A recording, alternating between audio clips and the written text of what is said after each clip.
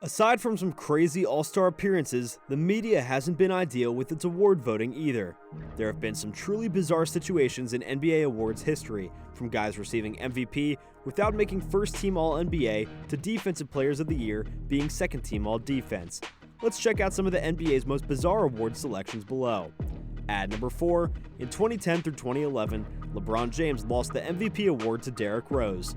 The reasoning was very evident, as not only fans were dissatisfied with LeBron James' decision to form a super team with Dwayne Wade and Chris Bosh in Miami, but the media was as well. Derrick Rose deserves praise as well, as he unexpectedly led the Chicago Bulls to a 62-20 season, the greatest record in the league at the time, and a first-place finish in the Eastern Conference by averaging 25 points, 4 rebounds, and 7.7 assists per game. The choice may have been justifiable at the time, but in retrospect, it may have been one of the worst MVP decisions in NBA history. James was by far the finest player in the world at the time, and he had a fantastic season, slashing at a 26.7, 7.5, 7 stat line to go with 1.6 steals and 51% shooting from the field. At number 3, Tim Duncan has never won Defensive Player of the Year.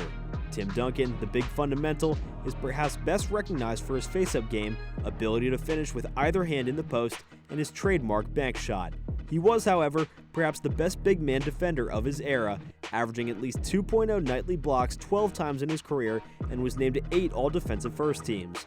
From 1998 to 1999 to 2001 through 2002, the San Antonio Spurs were either first or second in the league in defensive rating 4 of the times Duncan's made it first-team all-defense, making it odd that he didn't win more Defensive Player of the Year in those seasons.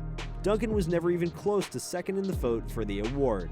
Duncan came closest to winning Defensive Player of the Year in 2000 through 2001 and 2006 through 2007, coming third in both seasons, the first behind Dikembe Mutombo and Kevin Garnett, and the later behind Marcus Camby and oddly his own teammate Bruce Bowen. At number 2, Wilt Chamberlain averaged 50 points per game but didn't win MVP? Wilt set an unbreakable NBA record in 1961 through 62, averaging an unimaginable 50.4 points per game while playing in 80 games and topping the league in nightly minutes at 48.5 per match. Chamberlain also led the league in rebound average that year with 25.7 per game. Despite this, Chamberlain's peers chose Russell as MVP that year, owing to his Celtics' 60-20 record over Russell's 49-31 record with the Philadelphia Warriors. Perhaps his teammates thought Chamberlain was faking his stats when he could have done more to assist his team to win, as Russell did with his team-first defensive style of basketball. Nonetheless, Chamberlain was named first-team All-NBA that year over Russell, making the choice not to designate him league MVP on a season in which he averaged over 50 points look ridiculous in retrospect. And at number 1, Marc Gasol won Defensive Player of the Year but did not make first-team All-Defense.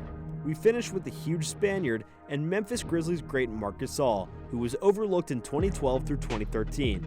Gasol was voted Defensive Player of the Year that season after averaging 1.7 blocks and 1 steal per game while spearheading a Memphis unit and finished second in defensive rating at 99.1 points allowed per 100 possessions. What else did Gasol receive that year? He was selected to All-Defensive Second Team. Yes, you heard that right. The Defensive Player of the Year did not make first-team All-Defense. That's possibly because head coaches voted for Defensive Player of the Year while the media conducted all defensive teams. But it's still an uncommon occurrence for someone regarded as the league's most impactful defender to not make first-team All-Defense. Not only that, but Serge Ibaka, Tyson Chandler, and Joakim Noah were chosen ahead of him for first-team All-Defense that year. Well guys, thank you so much for tuning in. Be sure to smash that like button, subscribe to the channel, and hit that notification bell so that you never miss a video. We'll see you guys next time.